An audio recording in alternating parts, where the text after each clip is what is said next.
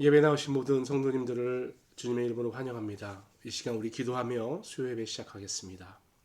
하나님 감사합니다. 오늘도 우리를 눈동자처럼 보호해 주시고 우리의 머리칼 숫자까지 세실 정도로 세심하게 우리를 지켜주신 하나님 앞에 나왔습니다. 지난 3일 동안 여전히 분주하고 또 복잡하며 어려움이 많은 우리의 삶이었지만 이제 다 주 앞에 내려놓고 주님만 바라보기로 작정하여 나왔습니다. 다른 생각들과 잡념이 우리의 예배를 방해하는 것이 아니라 주님에 대한 우리의 사랑을 또렷이 바라보며 또 그 사랑을 베풀어 주는 주님을 바라보며 한 걸음 나아갈 수 있도록 주님 축복하여 주시옵소서. 말씀 가운데 주님 하늘의 놀랍고 큰 비밀을 알게 해주시고 이 말씀이 내 삶에 어떻게 적용되어야 하는지 또 어떻게 실행되어야 하는지를 깊게 고민하여 결단하는 이 밤 될 수 있도록 주님 축복하여 주옵소서. 감사드리며 예수 그리스도 이름으로 기도합니다. 아멘.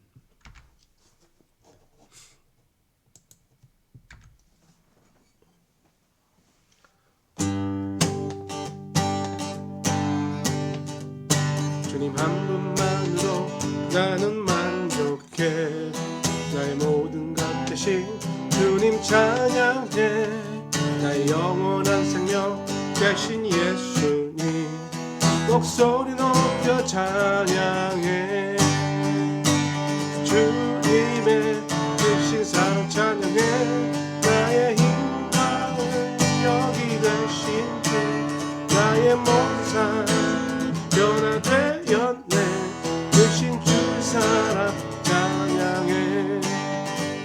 주 한 분만으로 나는 만족해. 나의 모든 것 대신 주님 찬양해. 나의 영원한 생명 대신 예수님 목소리 높여 찬양해. 주님의 크신 사랑 찬양해.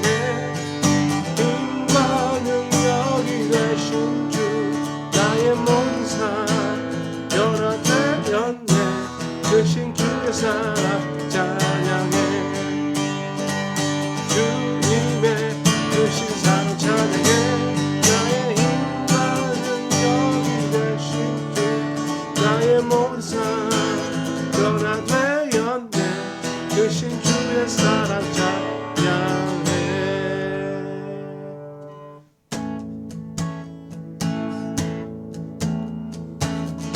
예수 열방의 소망 예수 우리의 위로자.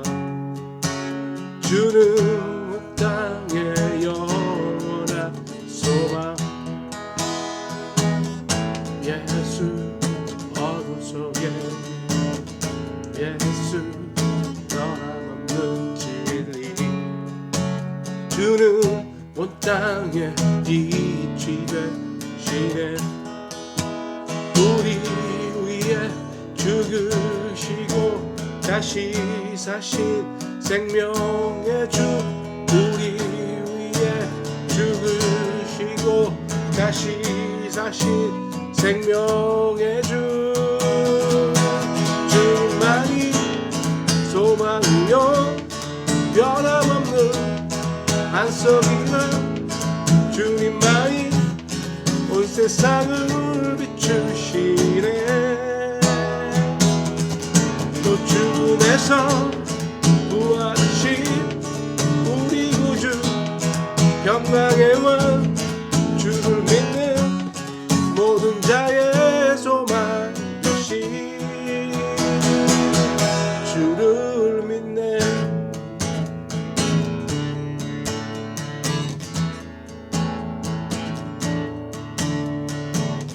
예수 열방의 소망 예수 우리의 위로자.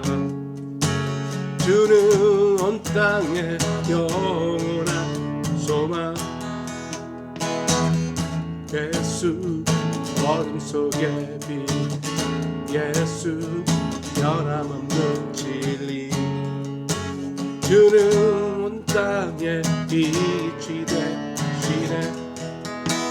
우리 위해 죽으시고 다시 사신 생명의 주, 우리 위해 죽으시고 다시 사신 생명의 주.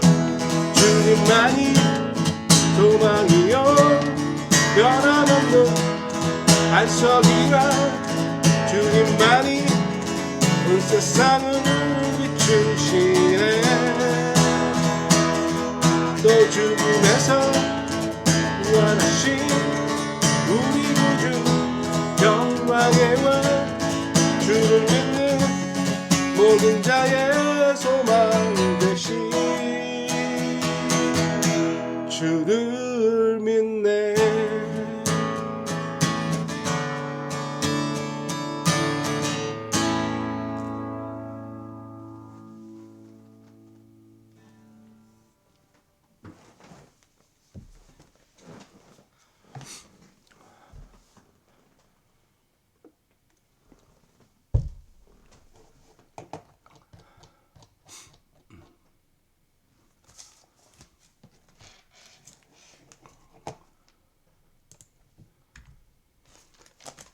네, 오늘 하나님께서 우리에게 주신 말씀 창세기 25장 말씀이죠.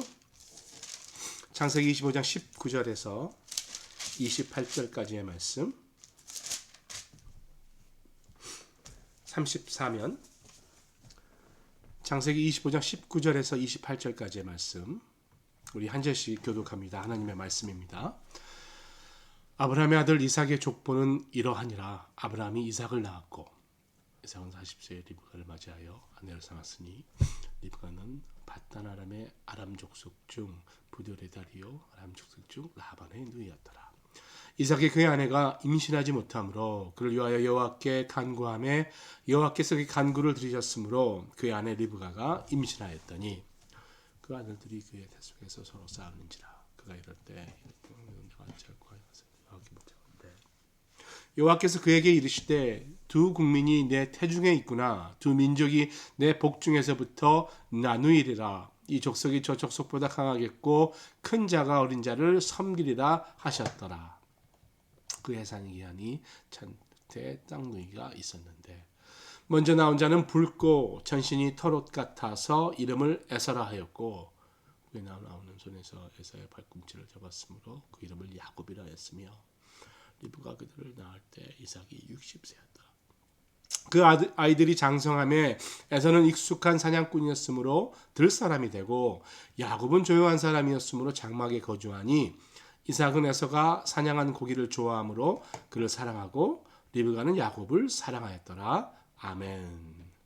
네, 오늘은 에서와 야곱의 탄생이라는 말씀의 제목을 하나님 말씀 함께 살펴봅니다. 쌍둥이지요. 우리 교회에도 쌍둥이가 참 많습니다.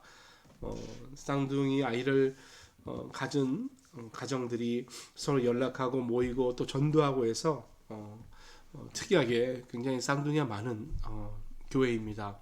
우리 쌍둥이 아이들 볼 때마다 너무나 아름답고 예쁘고 감사하지요. 아이 하나도 하나님의 축복인데 그게 두 배의 축복이지 않습니까?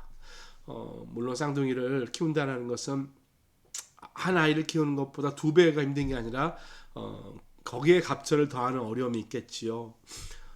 그러나 아이는 하나님의 축복 아니겠습니까?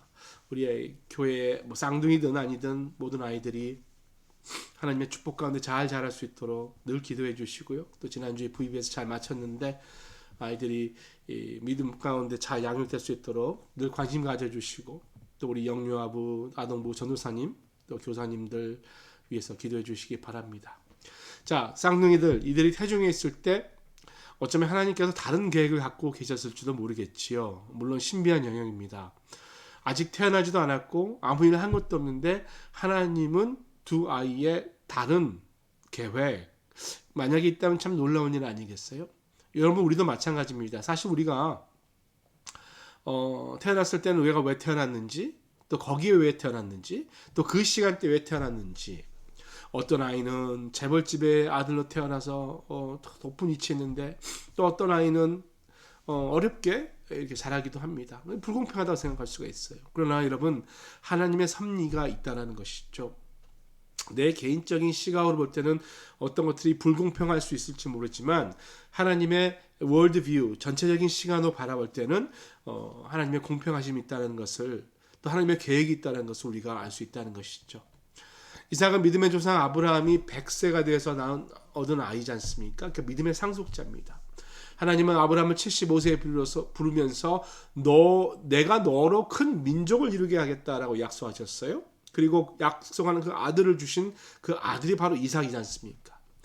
우리가 건너뛰었습니다. 24장 내용은 전에도 제가 말씀 나눈 적도 있고 해서 건너뛰었지만 어쨌든 어떻게 이삭이 리브가 결혼하게 되는지 나와 있지요.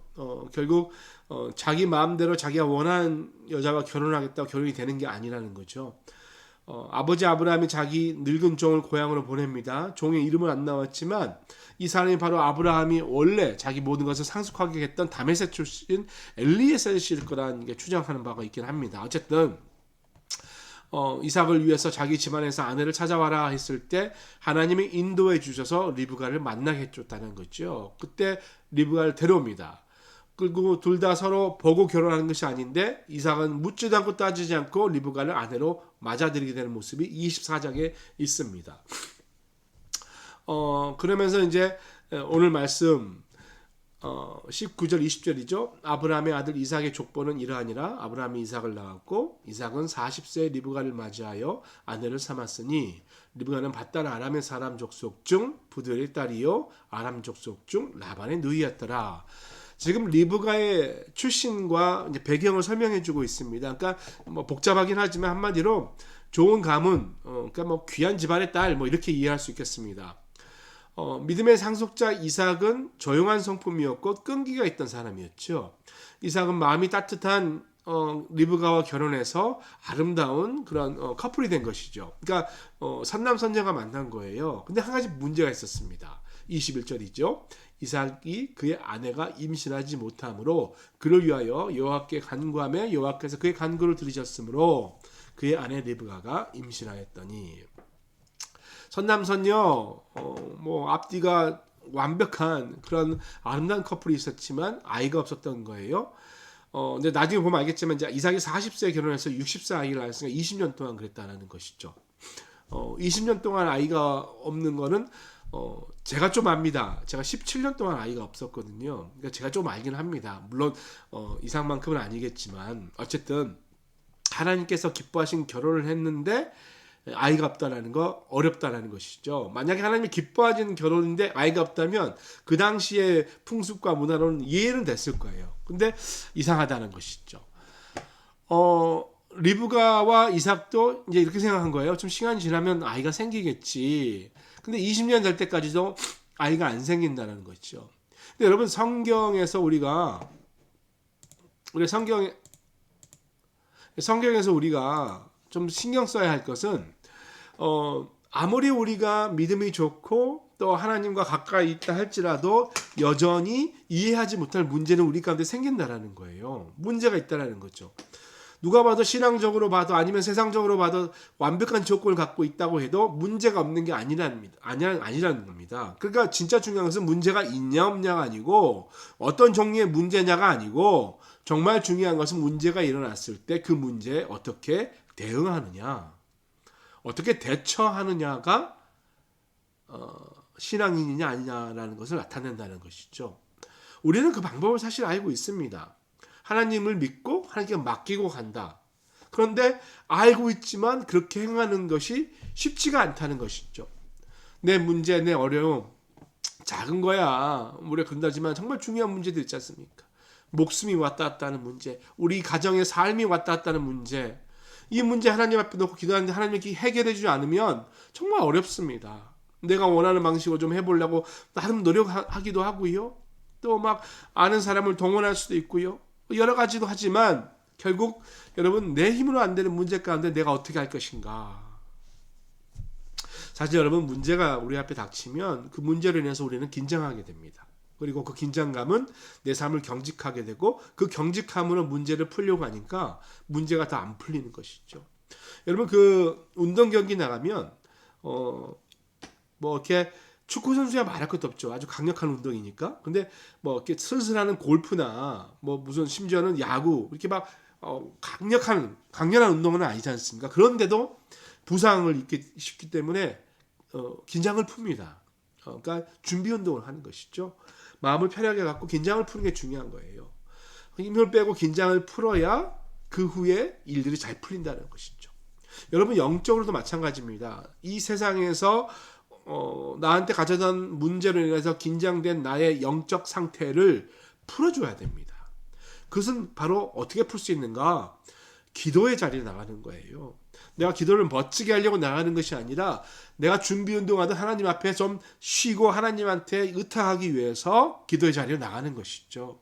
그러면 여러분 루틴이 중요해요.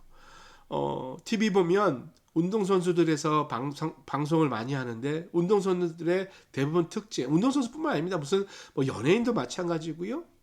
또 뭐 학자들도 마찬가지고요. 뭔가 큰 일을 하는 사람들의 가장 기본적인 것은 루틴이라는 거거든요. 루틴. 그 시간대에 일어나서 그 일을 그 순서대로 계속해서 해서 반복적으로 하는 것. 여러분의 루틴이 어떻습니까? 신앙인의 루틴의 가장 첫 시간에 해야 될 것은 당연히 기도겠지요. 기도가 준비 운동이라고 표현하는 것은 영적으로 좀 문제가 있을 수 있습니다만 그런 마음으로 내가 오늘 하루의 일과에 경기를 뛰기 전에 먼저 준비 운동하듯 긴장을 풀듯 하나님 앞에 나가서 하나님께 의탁하는 그런 일들. 그래서 여러분 아침에 기도하는 거, 새벽에 기도하는 거 너무나 중요합니다. 교회가 이제 그동안 못했던 새벽 기도회를 다시 시작하려고 합니다. 우리가 교회 안에 같이 기도해야 될 기도 제목이 너무나 많습니다. 혼자서 기도하고 또 골방에서 기도하는 것도 중요하지만 우리가 함께 기도하는 것도 중요하거든요. 할 수만 있으면 매일은 어렵지만 할 수만 있으면 일주일에 하더라도 좀 교인들이 함께 나와서 교회 가운데 있는 어려운 문제들을 놓고 함께 기도하는 것. 그렇게 기도했을 때 우리 교회 안에 있는 문제로 인한 이런 긴장도 풀리게 되는 것이거든요. 새벽 기도 너무 중요합니다. 빠른 시일 내에 우리가 새벽 기도 시작할 수 있도록 또 많은 여러분들의 도움과 또 역시 기도 기회를 위한 기도를 부탁드리지 않을 수가 없습니다. 여러분 여호와는 일에 우리가 지난번에 배웠잖아요. 여호와 일에 하나님이시라는 거예요. 그러니까 준비하시고 공급해 주시는 하나님이에요. 문제가 있는데 이렇게 해결되지 않는 것, 그것은 하나님이 나를 까먹었거나 나를 미워해서가 아니라는 거예요. 오히려 이 과정을 통해서 나를 기독케 하시고 그 기도의 과정을 통해서 영적 교훈을 주긴, 가르침을 주기는 하나님의 놀라운 뜻이 있다는 것이죠. 어쨌든 이삭이 간구합니다. 그걸 듣고 리브가가 임신하게 되는 것이죠. 19년 동안 임신이 안 된 리브가 아이를 가지니까 얼마나 감사하겠습니까? 그런데 여러분 임신하다고 다 끝난 게 아니더라고요. 아이를 갖는다고 다 끝난 게 아니더라고요. 임신하고도 사람과 경우에 따라서 정말 어처구니가 없던 아니면 감당하지 못한 어려움들을 겪을 수가 있습니다. 저도 개인적으로 첫 아이, 뭐 물론 아이 하나니까 첫 아이라고 해야 되는지 모르겠습니다만 아무튼 아이를 갖고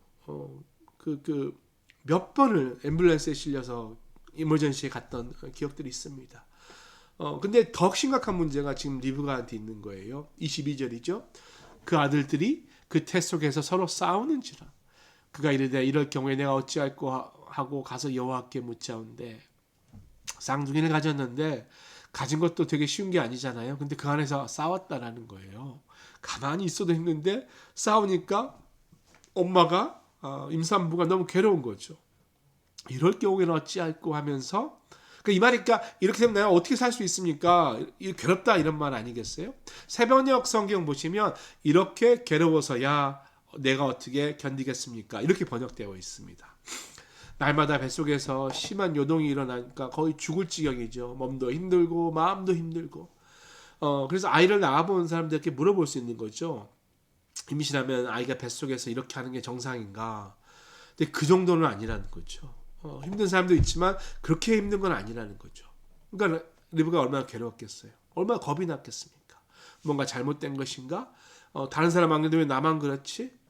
정상적으로 태어나야 되는데 이 불안감이라는 것은 여러분 말도 할 수 없는 것이죠. 그러니까 하나님 앞에 기도하는 거예요.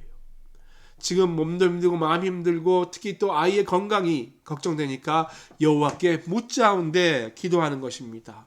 하나님 이게 어떻게 된 것입니까? 하나님 어떻게 된 것입니까? 기도했을 때 하나님께서 놀라운 사실을 알려주시는 거죠. 여러분의 문제를 가지고 주님 앞에 나갈 때 리브가는 그랬죠. 이럴 경우에 내가 어찌할꼬. 여러분 이게 정말 중요합니다. 보통 우리는 이럴 경우에는 제가 이렇게 하겠습니다. 이렇게 하도록 해주십시오라고 허락받으려고 기도하는 경우가 많아요. 아니 내가 이렇게 할 거니까 요거를 좀 도와주십시오라고 지정해 주기에 나가는 경우가 많죠. 근데 여러분 그 기도도 귀합니다만 진정한 기도는 하나님 제가 어떻게 해야겠습니까? 라고 묻는 게 더 중요한 것이죠. 여호와께 기도하면서 주님께 묻는 것. 그때 주님께서 놀라운 사실을 알려주시죠. 23절에 여호와께서 그에게 이르시되 내 국민이 내 태중에 있구나. 두 국민이 내 중에 있구나. 두 민족이 내 복중에서 나누이리라. 이 족속이 저 족속보다 강하겠고 큰 자가 어린 자를 섬기리라 하셨더라. 기도했을 때 그 태중에 쌍둥이가 있다는 것을 알려주시는 것이죠. 뭔가 죽을 병에 걸려서 아예 문제 생겨서 요동치는 것이 아니라 뱃속에 쌍둥이가 있다. 이 사실을 알게 되는 거예요. 하나님께서 뱃속에 싸우는 이 쌍둥이를 알려주시는 것, 이것은 여러분 하나님의 계획 가운데 있다는 것을 알려주기 위함 아니겠어요? 사도 바울이 이 부분을 이야기하는데요. 로마서 9장 10절에서 13절 세 번역으로 제가 읽어드리면 그뿐 아니라 리브가도 우리 조상 이삭 한 사람에게서 쌍둥이 아들을 수태하였는데 그들이 태어나기도 전에 무슨 선이나 악을 행하기도 전에 택하심이라는 원리를 따라 세우신 하나님의 계획이 살아있게 하시려고 또 이러한 일이 사람의 행위에 근거하는 것이 아니라 부르시는 분께 달려있음을 나타내시려고 하나님께서 리브에게 말씀하시기를 형이 동생을 섬길 것이다 하셨습니다. 이것은 성경에 기록한 바 내가 야곱을 사랑하고 에서를 미워하였다 한 것 같습니다. 여러분 참 바울의 이 성경에 관한 어떤 해석과 그 지식 깊이는 놀랍죠. 지금 2000년 전에 이런 이야기 구약의 성경을 보고 이런 해석을 했다는 것, 또 이런 강론을 했다는 것은 정말 대단한 신학자라고 말할 수 있겠습니다. 지금 이제 다 좋은데 여기서 이제 어려운 부분이 나타나요. 야곱을 사랑하고 애굽을 미워하였다는 것 같다라는 말. 이게 도대체 무슨 말인가? 하나님이 온 열방을 사랑하고 모든 민족을 사랑하는데 특별히 하나님께서 태중에 주신 특별한 아이인데 어떻게 둘을 구분할 수 있는가? 이 문제는 우리가 이제 예정론, 존 칼빈의 예정론, 그러니까 우리 장로교의 예정론에 대해서 좀 오해하는 부분과 좀 비슷하는데요. 어떤 사람들 특히 이제 알메니안 쪽이라든가 아니면 뭐 그 계열의 뭐 순복음 계열 또 은사주의 계열은 이런 말하면 굉장히 막 반발합니다. 근데 오해하는 것이죠. 예정론이라는 것이 누구는 천국 가고 누구는 지옥 가는 것을 정해놨다 이런 뜻이 아니라는 거죠. 믿는 우리가 그러니까 하나님의 주권을 건들지 말고 믿는 우리가 주 앞에 나왔을 때 내 공로로 나온 것이 아니라 하나님의 선택함으로 나왔다는 하나님이 나를 예정해 주셨기 때문에 나왔다라고 하나님의 주권을 인정하는 말이거든요. 그러니까 여러분 하나님 우리를 선택해 주셨다는 거죠. 하나님이 선택해 주셨기 때문에 내가 구원받을 수 있었다. 형이 동생을 섬길 것이라는 것은 하나님의 계획 가운데 있고 하나님의 선택 가운데 있다는 것을 인정하는 게 중요합니다. 하나님 우리를 부르고 선택하는 것 감사할 일이고요. 이삭의 쌍둥이 아들들도 처음에 태중에 잉태될 때부터 하나님이 선택했다는 거예요. 여러분 둘 다 하나님의 자녀가 될 자격은 절대 없습니다. 아니 아브라함도 없었고 이삭도 없었죠. 그러나 하나님이 택하셔서 하나님의 말씀으로 찾아오시고 은혜로 설득하시고 키워주시고 변화시켜 주셨기 때문에 하나님의 백성을 만들어 주신 거죠. 그래서 우리는 이것을 은혜라고 표현하는 것입니다. 이걸 논리로 설명할 수 있는 부분은 아니랍니다. 하나님이 왜 하나만 선택하고 왜 둘 다 택하지 않으셨는가? 이건 불공평한 게 아닌가? 그래서 아까 로마서 9장을 잘 읽어봐야 돼요. 예. 야곱이야말로 하나님의 선택을 받을 만한 사람이 아니잖아요. 자격이 없는 사람이거든요. 얼마나 비열한 삶을 살았습니까? 그런데 하나님이 기회를 주셨을 때 하나님의 기회를 붙드는 믿음으로 붙드는 그 믿음이 있었다는 것이죠. 그러나 에서는 그런 믿음이 없었습니다. 애초부터 하나님께서 에서를 미워하고 야곱만 사랑했던 것이 아니라 똑같은 기회, 똑같은 은혜를 주셨는데 비록 죄 가운데 있었던 비열한 사람이었음에도 불구하고 야곱은 은혜를 붙들고 에서는 은혜를 내다 버렸다라는 것. 그 부분이 우리가 좀 생각해야 될 부분 아니겠습니까? 24절 25절입니다. 그 해산 기한이 찬즉 태쌍둥이가 있었는데 먼저 나온 자는 붉고 전신이 토록 같아서 이름을 에서라 하였고, 쌍둥이를 낳았습니다. 형은 좀 불구스름한 살결이고 또 몸에 털이 많았다. 그래서 에서라고. 에서라는 뜻이 털이라는 뜻이거든요, 여러분. 그리고 이제 에서의 후손이 이제 에돔 민족이 되고, 에돔이 이제 불다라는 뜻이잖아요. 반면에 이제 아우 동생은 어땠는가? 26절이죠. 후에 나온 아우는 손으로 에서의 발꿈치를 잡았으므로 이름을 야곱이라 하였으며 리브가 그들을 낳을 때 이삭이 60세였더라. 큰 시간차가 있는 게 아니죠. 왜냐하면 발꿈치를 잡고 났으니까 같이 나온 거죠. 어쨌든 두 번째 나왔으니까 둘째가 된 거예요. 야곱의 뜻이 이제 속이다, 발꿈치를 잡다, 뭐 이런 뜻 아니겠습니까? 아야케브라는 히브리어인데요. 어쨌든 뱃속에서 싸우더니 나올 때도 좀 이상하게 나온 것이죠. 여러분 근데 그 둘을 구분해 볼 필요가 없고요. 그 두 모습을 다 우리 안에서 찾을 수 있는 거 아니겠습니까? 우리 안에 사실 그 두 모습이 다 있는 것 같아요. 날뛰는 준수처럼 나도 이렇게 분노할 때가 있고요. 다른 사람에게 막 대들 때가 있겠죠. 때로는 화가 나서 독설을 퍼붓을 때가 있겠습니다. 또 어떤 때는 얼그슬쩍 눈가림하는 거짓말을 할 때도 분명히 있을 거예요. 어쨌든 에서든 야곱이든 그 두 모습을 우리가 다 갖고 있고, 그 두 모습을 갖고 있는 우리 에서나 야곱이나 나나 하나님의 백성이 되기에는 자격 미달이라는 거예요. 적합하지 않습니다. 그러나 하나님은 우리를 선택해 주셨다는 것, 하나님이 택하셨다는 것, 하나님이 나의 이름을 부르고 나에게로 다가와 나를 선택해 줬다는 것. 여러분 이 사실을 잊지 마셔야 합니다. 하나님의 쌍둥이를 오늘 말씀 가운데 보여주신 것은 하나님의 계획이 있다는 거예요. 하나님의 택하심이 있다는 거예요. 하나님이 구분하고 하나님이 누구를 버리겠다가 아니라 하나님이 공평한 기회를 주셨을 때 믿음으로 은혜를 붙잡는 자가 누군가 중요하다는 것이죠. 하나님께서 우리에게 날마다 은혜를 주십니다. 날마다 믿음의 기회를 주십니다. 여러분 그 기회가 왔을 때 하나님 나를 부르시고 나를 택하시고 내 눈물을 닦아주시는 주님 앞에 반응하여 야곱처럼 선택받는 그런 우리 모두 되실 수 있기를 축복드립니다. 우리 이 시간 찬양하고 함께 기도하도록 하겠습니다.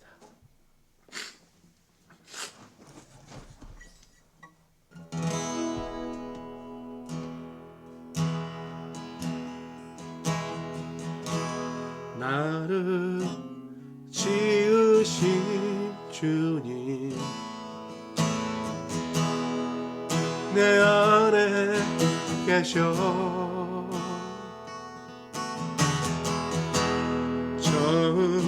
처음부터 내 삶은 그의 손에 있었죠. 내 이름 아시죠.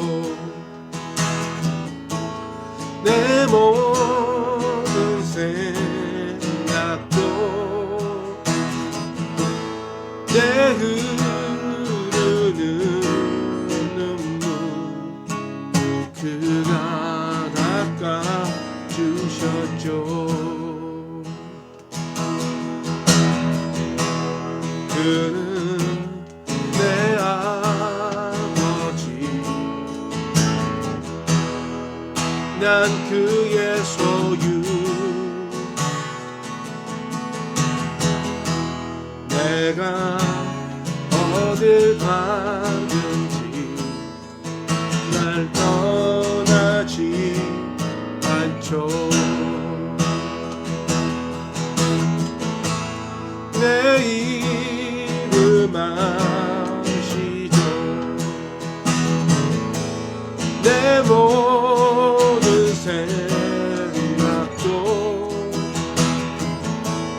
아바라 부를 때 그가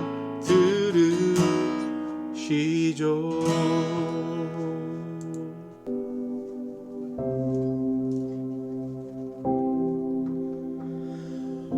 우리 이 시간 주 앞에 한번 기도합니다. 기도하실 때 우리를 택하신 주님 앞에 내가 어떻게 믿음으로 반응할 것인가, 날마다 나를 향해서 더 주님 앞에 나오라는 부르심 앞에 내가 어떻게 순종할 것인가 고민하면서 하나님, 주님께서 말씀하실 때마다 부르심할 때마다 주 앞에 나가겠습니다. 주님의 품 안에 안겨 내 생각과 내 모든 것을 주 앞에 내려놓겠습니다. 순종하겠습니다. 한번 기도하도록 하겠습니다. 주님 감사합니다. 아버지 하나님 주시옵소서. 주여 하나님 놀라운 은혜가 있습니다. 하나님 사랑이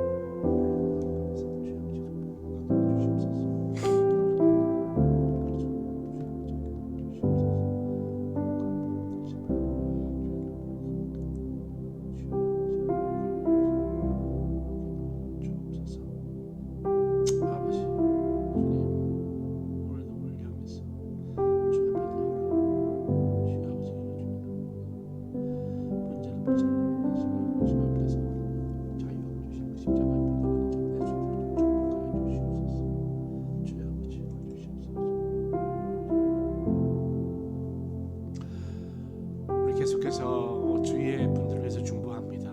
우리 정주아 집사님 오늘 아마 표적 치료 받고 오셨을 텐데 이제 9월 6일 수술 앞두고 있습니다.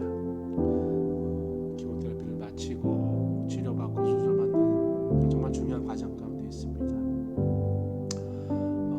특별히 손가락이 잘 움직이지 못해서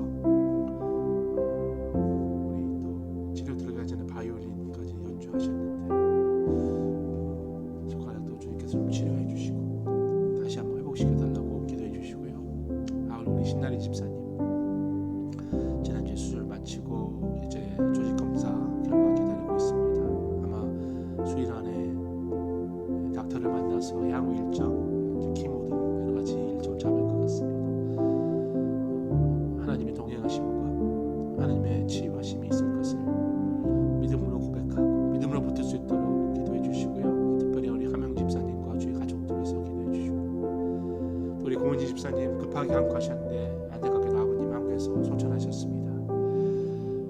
이 가족들 가운데 하늘의 위로가 있게 하시고 과정을 잘 마치고 오실 수 있도록 기도해 주시고요. 또 그 외에 출타하신 분들, 또 한국에서 이제 돌아오는 분들, 치유가 필요한 분들, 어려움 있는 분들 위해서 한번 같이 기도하면 좋겠습니다. 기도하겠습니다. 하나님, 주님 도와주시옵소서. 주의 능력으로 저를 붙들어 주시옵소서. 하나님, 사랑하는 우리 정조 집사님, 하나님께서 오늘 또 특별히 비명 치료를 위해서 또 병원 가는데 하나님 닥터를 만나고 있습니다.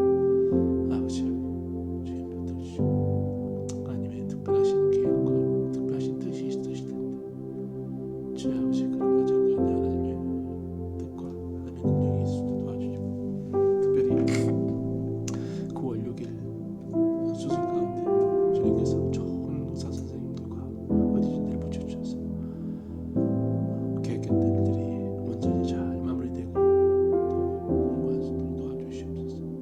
신나리 집사님 가정을 위해서, 또 우리 집사님을 위해서 같이 기도합니다. 조직 검사 결과를 통해서 이제 닥터와 향후 스케줄을 조정하게 되는데 하나님 어려운 과정 가운데 있지만 하나님의 능력으로 이겨낼 수 있도록 도와주시고, 이 땅에 하나님이 하시는 모든 특별한 일들 통해서 집사님 회복하실 수 있도록, 나으실 수 있도록 축복해 주시고, 하나님 치유 받아 주시고 과정 가운데 주님 도와주시옵소서. 우리 고은희 집사님 급하게 가셨지만 바로 그 다음날 아버님께서 하나님 품에 안기셨습니다. 주님, 집사님과 가정을 또 유가족들을 좀 축복하여 주시고 위로하여 주셔서 이 땅에서의 삶을 아버님을 기억하고 아버님을 위해서 사셨던 그 아버님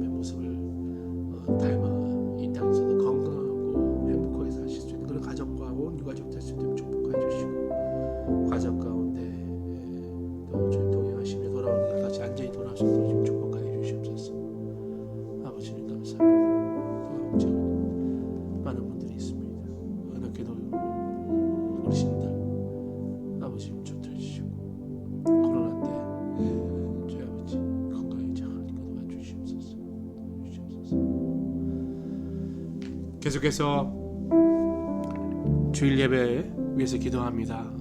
주일 1부 예배, 2부 예배, 그리고 또 영유아부 예배, 아동부 예배, 그리고 이 시간 특별히 또 우리 중고등부 교육자를 위해서, 교육자 청백을 위해서 같이 기도하겠습니다. 하나님 감사합니다. 우리 가운데 예배를 허락하셨습니다. 아버지 하나님, 예배를 섬기는 모든 분들 가운데 하나님 주의 놀라운 은혜가 있기를 소원합니다. 아버지, 예배를 통해서 우리의 삶이 회복되어지고 예배를 통해서 우리 삶의 승부가 달리는 것을 기억하여 세상의 모든 일보다 하나님 예배하는 데 목숨을 거는 우리 모두 되시고 도와주시옵소서. 우리가 상황에 따라서 집에서 예배드릴 수도 있지만 그래도 하나님께서 공동체를 묶어주시고 교회 가운데 부르셨사오니 어려운 일이 있더라도 담대히 교회에 나와서 함께 주님을 노래하고 주님을 예배하는 우리 될 수 있도록 주님 인도하여 주시옵소서.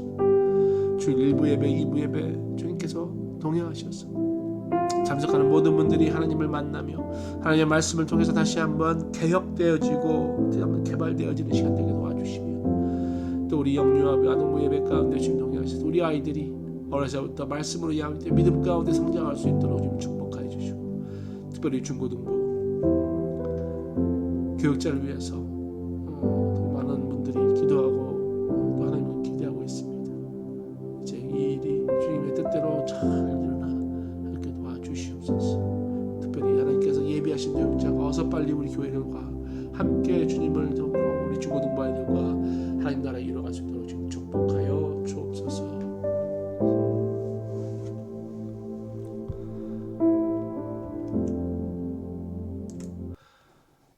하나님 감사합니다. 이 시간 주의 주권과 선택에 우리가 겸손히 순종으로 또 믿음으로 반응해야 될 것에 대해 말씀 들었습니다.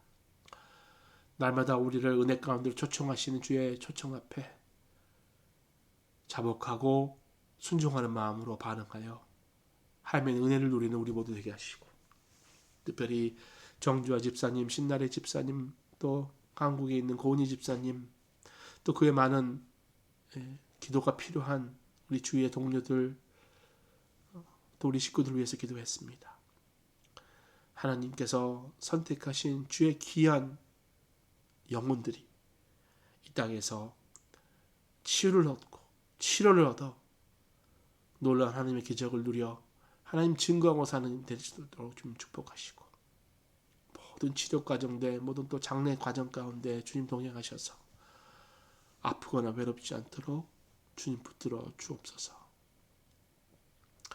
하늘에 계신 우리 아버지, 아버지의 이름을 거룩하게 하시며 아버지의 나라가 오게 하시며 아버지의 뜻이 하늘에서와 같이 땅에서도 이루어지게 하소서. 오늘 우리에게 일용할 양식을 주시고 우리가 우리에게 잘못한 사람을 용서해 준 것 같이 우리 죄를 용서해 주시고 우리를 시험에 빠지지 않게 악에서 구하소서. 나라와 권능과 영광이 영원히 아버지의 것입니다. 아멘.